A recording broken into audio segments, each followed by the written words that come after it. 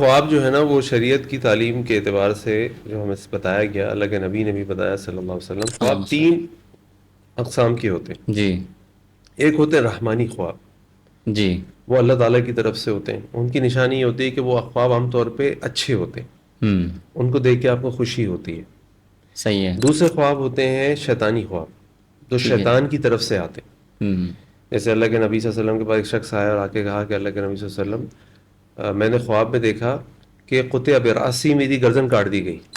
اللہ اکبر، تو جی اللہ کے نبی صلی اللہ علیہ وسلم کے بارے میں آتا ہے فضحک النبی صلی اللہ علیہ وسلم، آپ صلی اللہ علیہ وسلم مسکرائے، اور پھر آپ نے کہا کہ جب شیطان تم سے تمہارے خواب میں کھیلے، ہوں تو شیطان کی طرف سے خواب آتے ہیں، اور ان خوابوں کی نشانی یہ ہوتی ہے کہ یہ خواب خوفناک ہوتے ہیں، ڈرتے ہیں آپ اس کو، ہوں پریشان کن ہوتے ہیں۔ اور تیسرے خواب جو ہوتے ہیں وہ نفسانی ہوتے ہیں، یعنی انسان دل دماغ میں جو باتیں سوچ ہے، کچھ سوچ رہا ہے، کچھ دیکھ رہا ہے، کوئی شادی کا معاملہ ہے، بچوں کی شادی کا معاملہ ہے، کوئی کاروباری معاملہ ہے، کوئی ہوں معاشی معاملہ ہے، کوئی گھریلو پریشانی، اس کی وہ چیز انسان کے دماغ میں گھوم رہی ہوتی ہیں اور مختلف تصویریں لے کے آ رہی ہوتی۔ ہوں تو یہ تین اقسام ہیں جو شریعت ہمیں بتاتی ہے کہ یہ تین طرح کے خواب انسان کو آتے ہیں۔